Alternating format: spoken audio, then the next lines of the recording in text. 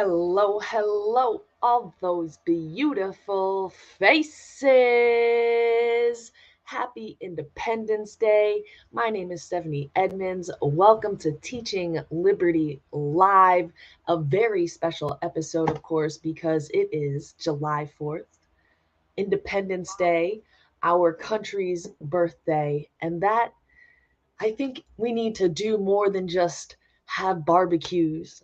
We had this discussion on Memorial Day too, I believe, but really take the time to reflect on why we have this holiday. And I believe that means reading the document, talking about the document, and hopefully going on to then live the document.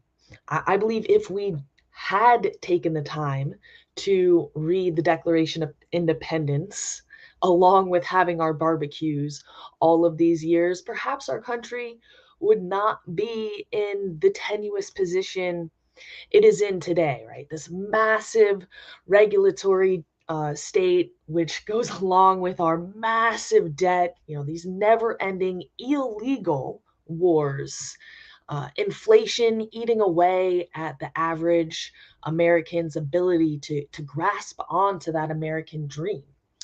And I'm certainly not here to try to idealize what the United States has been or our founding fathers. Like, we have to consider the full context of the history, the good, the bad, and the ugly. But I do believe that the importance of the legacy of a holiday like July 4th, like Juneteenth, like Memorial Day, but today is Independence Day, July 4th. I believe that those revolutionary ideas, which are in the Declaration and then in the Constitution, have been cast aside. And people talk about them, but they don't even actually know what is in the documents. But we are the people, right? We the people, which means that we have to read it, we have to know it, we have to talk about it, and we have to live these principles, as well as know that broader context and history which they came about within. And what a better day to start than today.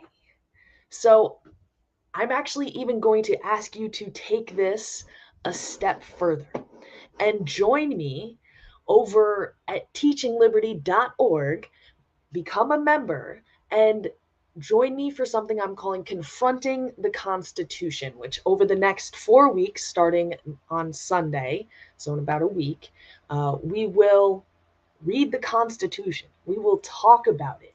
We will ask questions. And you can only do that with me over at teachingliberty.org. Become a member. I have the information scrolling along the bottom here. You can use code Declaration 2323, and I'll just show you what that looks like on the website real quick right here. So you would hit become a member. You go to the silver plan, hit join now, and then if you enter the coupon code, like I said, Declaration 20 or it's 23, hit apply, you'll see it'll come right off. So $0 per month for life. And once you get in there to the members area, you can see we have discussion boards, we have exclusive content, we have lessons and courses depending on what your level of membership is. But here, everyone can access this, and you can join the Confronting the Constitution group, where I'll post the link to the live streams and other resources, and just a place to continue that discussion. Because it's July 4th, it's a great day to talk about this stuff, but every day is a great day to talk about these things. And so before we get into it, I'm going to, of course, have to ask you to like this video, subscribe to the channel if you're new here, and share this out, right? We have to make it an American tradition to read the Declaration of Independence on the 4th.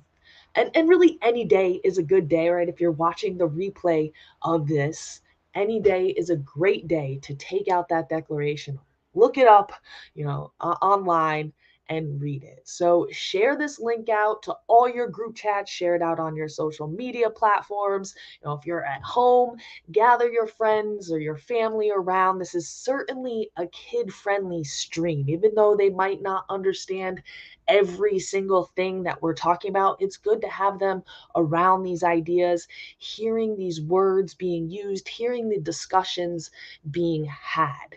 And slowly but surely, they will come to understand and talk about and know these ideas for themselves. So again, let's make this a family tradition, gather everybody around, send out the stream. If you're in the streets, take out the headphones and play it out loud for everyone to hear. We all have to know these words. And there's certainly, like I said, criticisms to be had, and we're going to deal with those too. So, but these words, we hold these truths to be self-evident, that all men are created equal, that they are endowed by their Creator with certain unalienable rights, that among them are life, liberty, and the pursuit of happiness. Now, that's not the very beginning of the Declaration. I'm going to pull it up, but I wanted to say those because those are, of course, the ones that I think people know most readily off the top. But I think it brings up an important question in some context that I want to address before we actually get into the full thing. Because when we read that, we're like, all men are created equal. But of course, the first question that comes up is like, well, what about the women in 1776? Were they created equal? What about the slaves, right? That institution called slavery that existed all over the country at that time. How can this have possibly been true? All men are created equal. How could it possibly have any meaning that we revere in any way when it was made in a time and by many people who themselves owned slaves and had wives who they did not allow to participate directly in the process? And so to address this, I just want to pause before we jump straight into the text. And I promise that this won't take too long. I just have a few small, short excerpts from America's Constitution by Akil Reed Amar. I don't agree with everything he says, but I think that he does address these points, and helps us really preface this with some ideas to jump into this, that in our modern world they really do. It's hard when we see the disconnect between what we view as equality and what was being shown as equal in 1776. And so the first quote I want to read is this one right here on page 14. He says, America's founding gave the world more democracy than the planet had thus far witnessed, right? Thus far witnessed. Yet many modern Americans, both lawyers and laity, have missed the basic fact, right? Some mock the founding fathers as rich white men, right? Slave-owning white men who were simply reactionary staging a coup. It's not that they didn't really believe in the king. They just wanted to be their own king and set up their own kingdom, and they did so under the guise of democracy, right? That's the one side. And then on the other side, they're the people who kind of idealize them as these dedicated traditionalists, but really what they were democratic revolutionaries. And the reason, I'm going to skip ahead of about a page, and the reason for this is because the founding generation fought a revolution, right? That's today. The July 4th, the Declaration of Independence, we declared a revolution against the most powerful of monarchs in the world. I'm not sure how much percentage of the globe they controlled at that time, but in the 1900s, they controlled 25% of the globe. So they were well on their way by 1776 to that level of global domination. They dominated the seas, and they stood up to these powerful monarchs. And the question is really like, okay, so maybe in our context from 2023, it wasn't revolutionary for this group of white men to say all men are equal.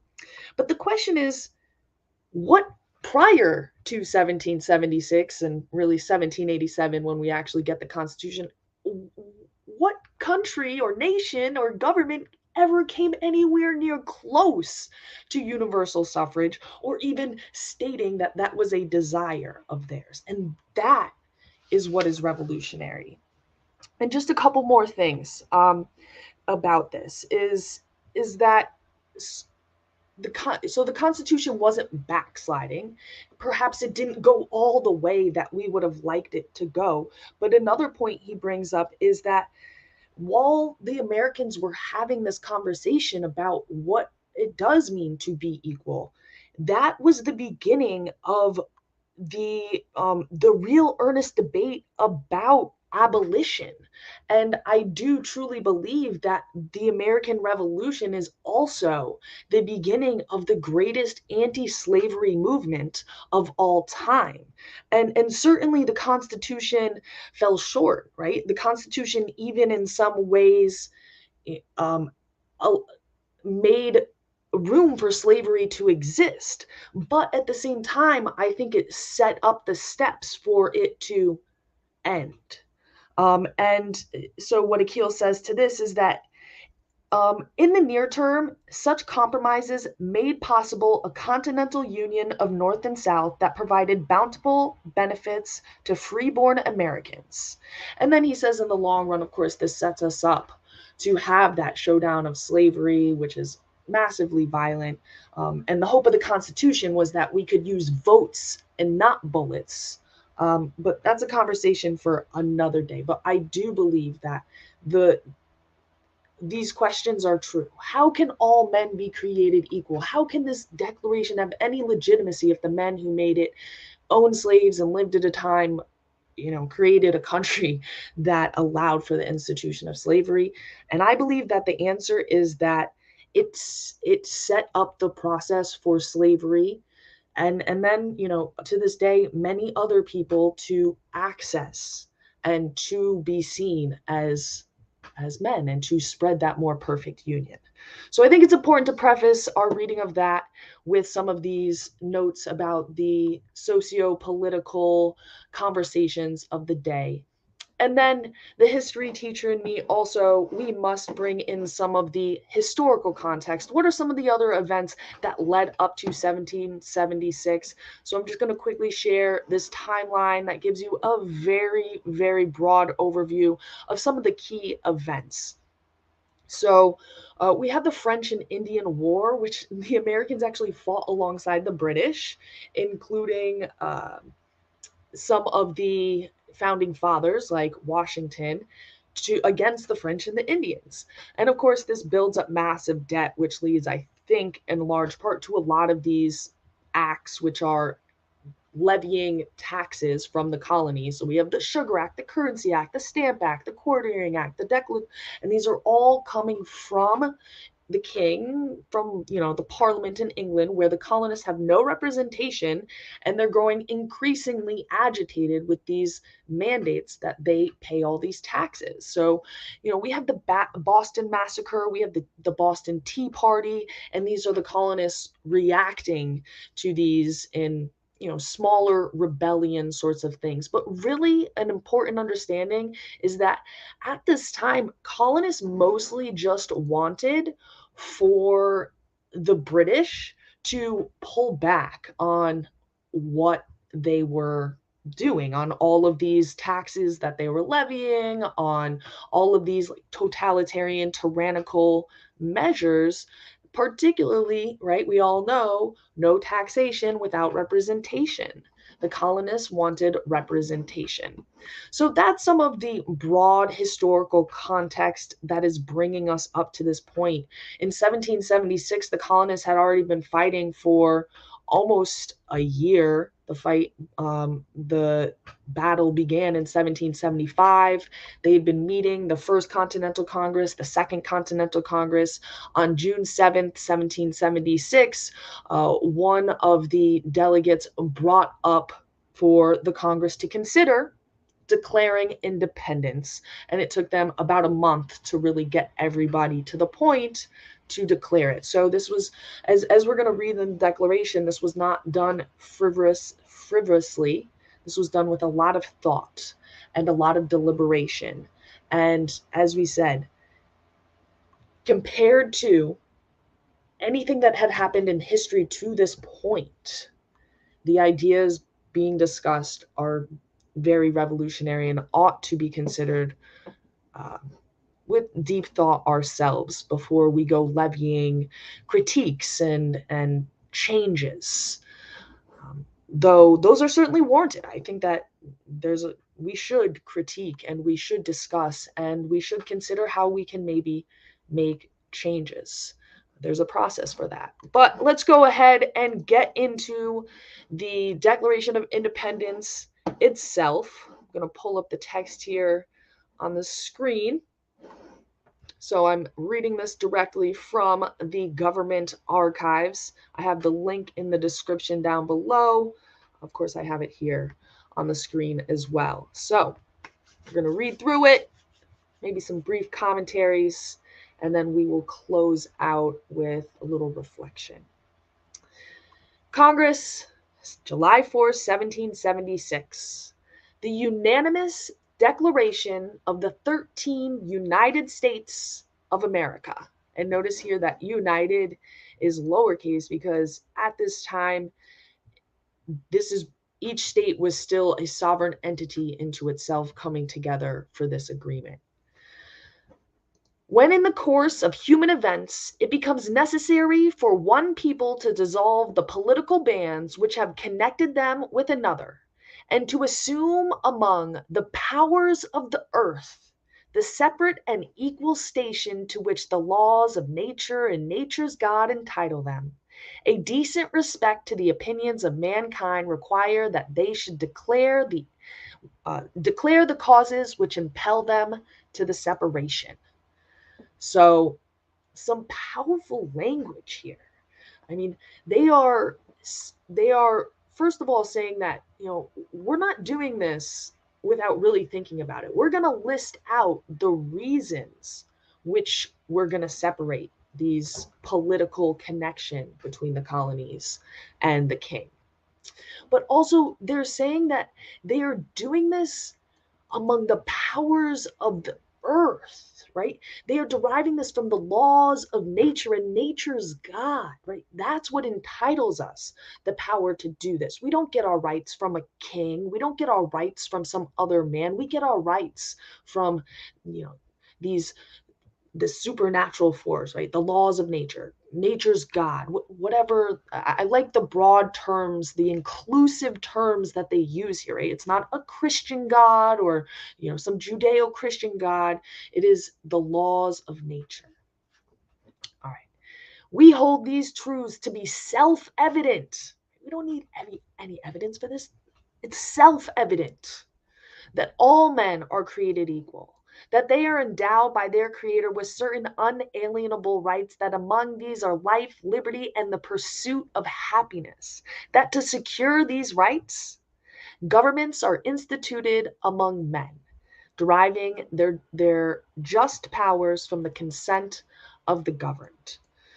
And so we all are pretty familiar with this part, that we're all created equal. And we kind of went over this. We get these rights from God, not from a king, not from some leader of a religious organization, but directly from God. And you can't take them away from us. They are unalienable.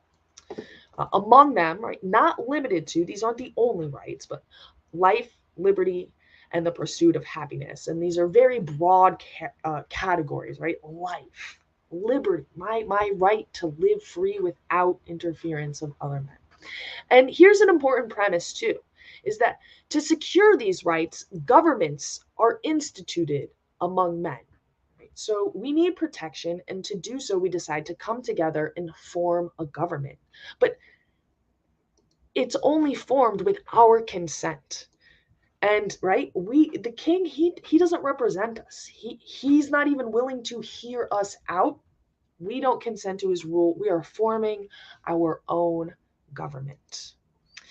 That whatever any form of government becomes destructive of these ends, right? When it becomes destructive to the people who gave them the consent, it is the right of the people to alter or abolish it and to institute new government, laying its foundation on such principles and organizing its powers in such form as to them shall seem most likely to affect their state and happiness, right? So it's the right of the people. We can change the government, we can abolish it altogether, but it's not just about destroying, right? You need to have some structure in place. Otherwise, the structure that will come in place will just be whoever is the strongest man, right? Whoever can use violence to get their way. But the government is supposed to avoid violence, right? We're supposed to use votes and discussion in order to organize our society. So laying its foundation on such principles and organizing power in such form as to be as so again, people can do this how they please, right? It can be to the form that they think best fits them. And the Constitution we're going to see is what the ultimately framers believe what best fits for us. But these are general, broad principles, and you can see any number of different forms of government might be based on this principle. Prudence, right? So caution, right? We're not doing this quickly or on a whim. Prudence indeed will dictate that governments long established should not be changed for light or transient causes. You can't just change it because you want to change it. You have to come up with some causes. However, I will note that actually by 1786, 1787, when we get our current form of the Constitution, that's no longer a requirement. They basically say people can, for whatever reason at any time, change it. They don't have to tell you necessarily why. You can just sort of lose faith and come up with it. Though I do think the same principles still ought to hold. You don't just want to be like, let's change the Constitution, because again, you don't know what you don't know. Who knows what you might get if you change it? And accordingly, all experience hath shown that mankind are more disposed to suffer evil, or I'm sorry, more disposed to suffer, while evils are sufferable, than to right themselves by abolishing the forms to which they are accustomed, which is sort of what I'm saying, right? Like, we're kind of suffer here in the state we're in. Of course, we're like, oh, what if we get something that's worse? But when a long train of abuses and usurpations, pursuing invariably the same object, evinces some design to reduce them under absolute despotism, right? So basically it's saying, you've done thing after thing after thing to abuse us, right? It is their right, not only their right, it is their duty to throw off such government and to provide new guards for their future security. Such has been the patient sufferance of these colonies, and such is now the necessity which constrains them to alter their former systems of government. The history of the present King of Britain is a history of repeated injuries and usurpations, all having indirect object the establishment of absolute tyranny over these states. To prove this, let facts be submitted to a candid world. So just kind of expanding and getting a bit more specific on these abuses that they've suffered at the hands of the King of Great Britain. And they're going to lay out a long list here of what these abuses from their perspective were. He has refused to assent to laws the most wholesome and necessary for the public good. He has forbidden his governors to pass laws of immediate and pressing importance unless suspended in their operation till his assent should be attained, and when so suspended, he has utterly neglected to attend them. So, just talking about there's things that need to be done in the colonies, rules that need to be passed, things that need to happen to help them run locally, and it's hard for them to do their local business because the king sort of ignores them or does it on his own time. He has refused to pass other laws for the accommodation of large districts of people unless those people would relinquish the right of representation in the legislature, a right inestimable to them and formidable to tyrants only. So this goes back to the no taxation without representation. They were not allowed in Great Britain to have any representation in the legislature, and they just had to accept whatever laws and taxes were cast down upon them. He has called together legislative bodies that unusual, uncomfortable, and distant from the depository for their public records, for the sole purpose of fatiguing them into compliance with his measures. Now, that's certainly one that sounds familiar to me today, right? This large regulatory state, and you can't keep track of or who's doing what, can't get access to the records. He has dissolved representative houses repeatedly for opposing with manly firmness his invasions on the rights of people. So basically, if the legislature did something the king didn't like, he said, I'm not listening to you. You guys no longer are, we're dissolving you. We're getting rid of you, calling in a new legislature who agrees with me. He has refused for a long time after such dissolutions to cause others to be elected, whereby the legislative powers incapable of annihilation have returned to the people at large for their exercise, the state remaining in the meantime exposed to all the dangers of invasion without and convulsions within. He has endeavored to prevent populations of these states for that purpose, obstructing in the laws for naturalization of foreigners, refusing to pass others to encourage their migrations hither, and raising the conditions of new appropriations of land. Right? So basically just making it hard to come to the colony, to do business in the colony. He has obstructed the administration of justice by refusing his assent to laws for establishing judiciary powers, right? So they can't function their courts because they need to get permission from the king, who's just ignoring them. He has made judges dependent on his will alone for the tenure of their offices and amount and payment of their salaries. He has erected a multitude of new offices and sent hither swarms of officers to harass our people and eat out their substance. He has kept among us in times of peace standing armies without consent of our legislatures. He has affected to render the military independent and superior of the civil power.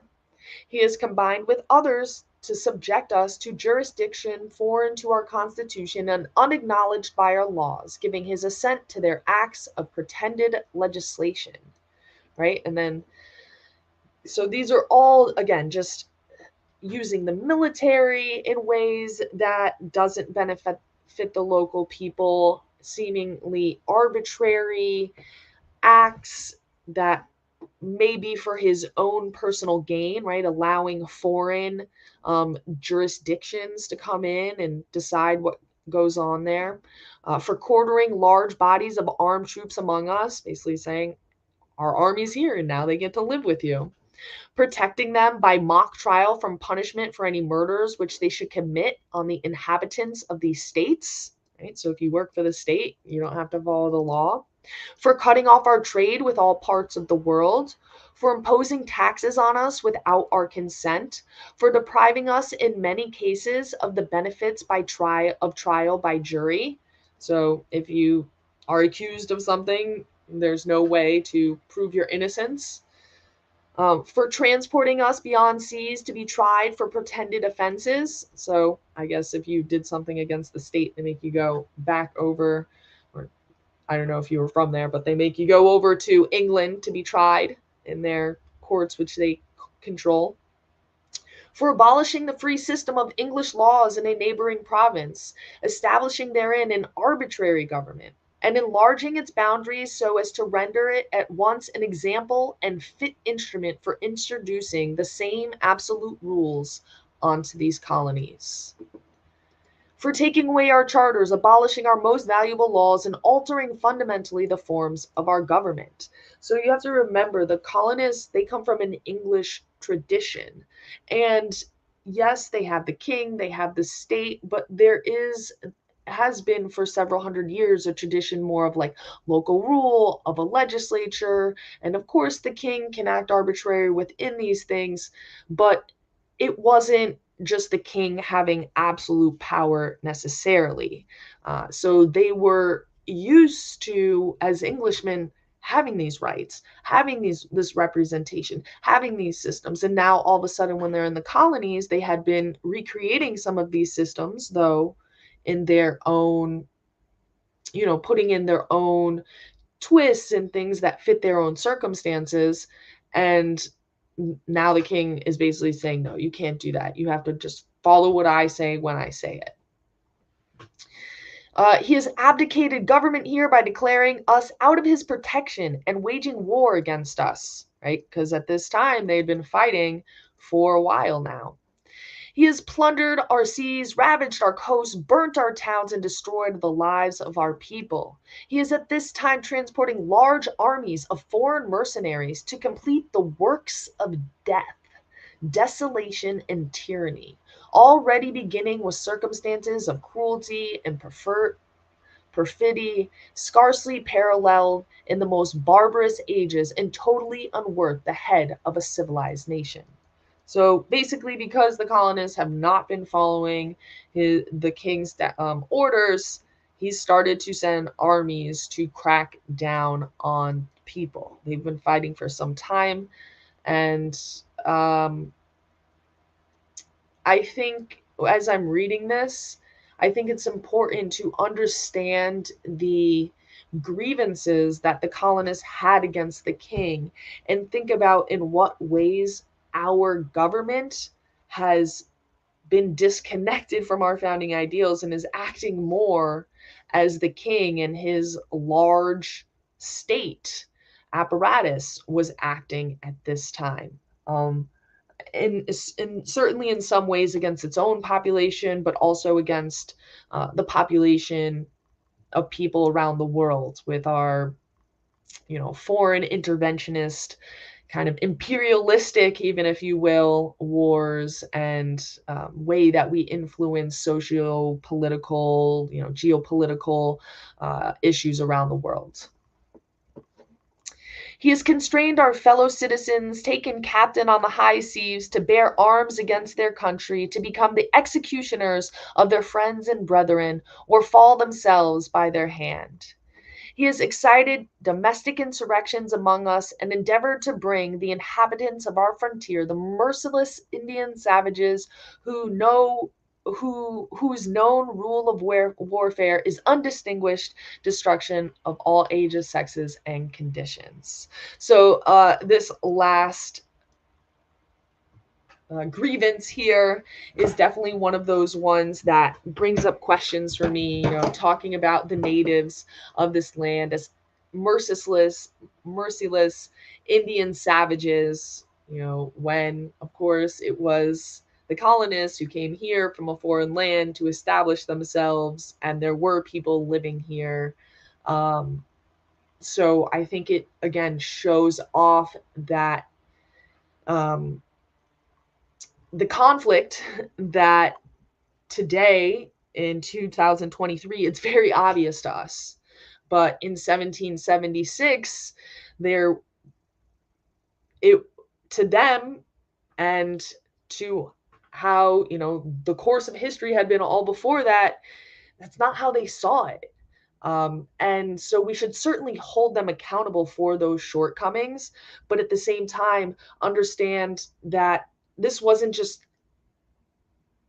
I don't think that this was also like an incremental change. Like perhaps in the big picture of history, it's just another incremental change. But I do think that this was a big leap forward, that these were like revolutionary ideas, and that this is a major turning point that then puts us on this path to in 2023 just being like, duh, like Of course, the native people that lived here would have also been entitled to the same equal rights. And of course, they're going to fight against people who, they see taking away their liberty, their right to life, their all these things in the way that the founders of this country did.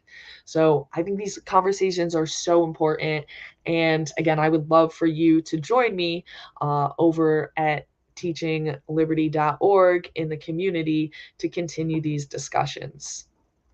But let's keep going with the Constitution. We've got a few more paragraphs to go here. In every stage of these oppressions, we have petitioned for redress in the most humble terms, right? So it's not like this is the first time that they're saying something, that we've tried to work this system. We've tried to use the process. We've tried to get representation. Our repeated petitions have been answered only by repeated injury, right? But in return, not only have you said no, but in many ways, as they've stated, they've used different coercive tactics against them. A prince whose character is thus marked by every act which may define a tyrant is unfit to be the ruler of a free people. Nor have we been wanting intentions to our British brethren. We have warned them from time to time of attempts by their legislature to extend an unwarrantable jurisdiction over us, right? So we've told you guys, you can't expand your power through the legislature without our representation in these ways. We have reminded them of the circumstances of our immigration and settlement here. We have appealed to their native justice and magnanimity. We have conjured them by the ties of our common kindred to disavow, these usurpations.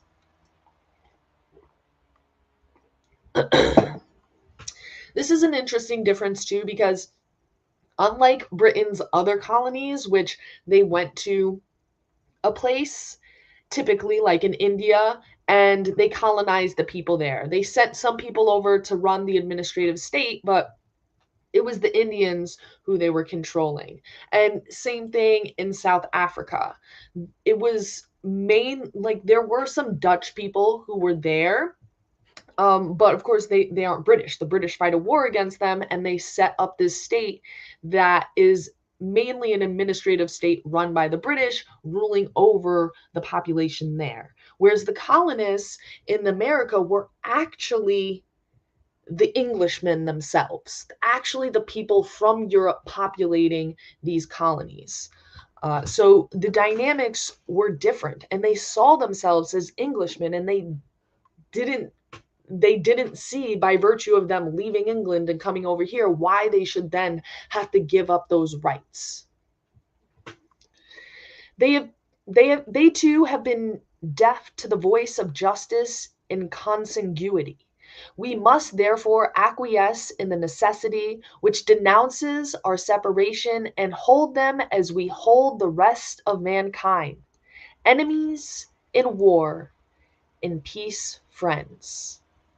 So, we want to be friends, but if war is to be chosen, enemies we shall be. We therefore, the representatives of the United States of America, again, at this time, each state considered itself a sovereign entity. We're not yet united with a capital U. That's going to happen in 1786, 87, 88, right? The creation and ratification of the Constitution we have today. In 1776, they're fighting the British. They officially declare war, and it won't be for about another year that we get the Articles of Confederation, which is really like Constitution 1.0. What we're on is Constitution 2.0. All right. So we, therefore, the representatives of the United States of America in General Congress, assembled, appealing to the Supreme Judge of the world. Again, right? Calling upon God, or that higher power, whatever the word is, the Supreme Judge of the world. That is who we are calling, that is who we are rooting our calls for it. Not just because we think it, not because there's some other king who's giving us power. No, God gives us these rights. Appealing to the supreme judge of the world for the rectitude of our intentions, do, in the name and by the authority of the good people of these colonies, solemnly publish and declare that these united colonies are, and of right ought to be, free and independent states, that they are absolved from all allegiance to the British Crown, and that all political connection between them and the state of Great Britain is and ought to be totally dissolved, and that as a free, independent state, they have full power to levy war, conclude peace, contract alliances, establish commerce, and do all other acts and things which independent states may of right do. And for the support of this declaration, with a firm reliance on the protection of divine providence, right? Again, calling upon that higher power, we mutually pledge our lives, or we mutually pledge to each other our lives, our fortunes, and our sacred honor. And so I hope that, if you were just watching this on your own, that you will take this discussion to whatever barbecue, or it's raining here, so I don't think we're going to be barbecuing, but going to be having a get together at one of our friends' house. And I'm certainly going to be bringing up the meaning of this day, the main ideas in the Declaration of Independence. And I think that we should all do that and make it a tradition on this day, at least once a year on this day, to read the Declaration of Independence. And I encourage you, of course, to do that on any day. Any day is a great day to read the Declaration or the Constitution or any of the founding or the framers' writings to better understand these principles, so that when we are discussing the issues that are going on in our country and how they might be solved, we can do so from a truly informed position, and not just talking points provided to us by one political party or the other, or hashtags that are trending on social media, because this country was not founded like on a whim. It was not founded just from pure activism or from rebels without a cause. The founders of this country, they were rebels. They were revolutionary. But to truly be a rebel, to truly be a revolutionary, you can't only talk the talk, right? You can't only have the following on social media and the viral videos. You actually have to walk the walk if we are going to walk ourselves through the state of our country today, which I think that we can all say is not a place that we think is great. It certainly can be hard to contextualize yourselves, like how bad is it today versus 1970, or like we had the Civil War, right? There's been many tumultuous times throughout our history, but I believe the ways that we've gotten through them is by reviving these founding principles, reconnecting with them, and taking that responsibility. And even though we haven't been doing it, if we start today, making this a tradition today, reading it every year, I think in a shorter time period than we might assume, we can really improve the quality of the conversation that we're having. Again, I invite you to join me over at teachingliberty.org. You can become a member for free right now using code Declaration. It says Declaration 2023, but it's Declaration 23. Darn, I messed that up. So use code Declaration 23. I'll have it all in the description down below. At the beginning of the video, if you go back to the beginning, I showed you how to do it on the website. So starting this Sunday, July 9th, and then for the next 4 Sundays at 9 p.m. for about 1 hour, we'll read through the Constitution, we'll talk about it, we'll, ask questions. Hopefully we'll have some answers, but sometimes you just have to ask the questions, and then it's a group where we can discuss these ideas beyond that live stream. Once you become a member, you'll have access to the other things that are back there. And I'm going to be adding more and more as we go, really building up the members only content in there. So go over to teachingliberty.org, check it out.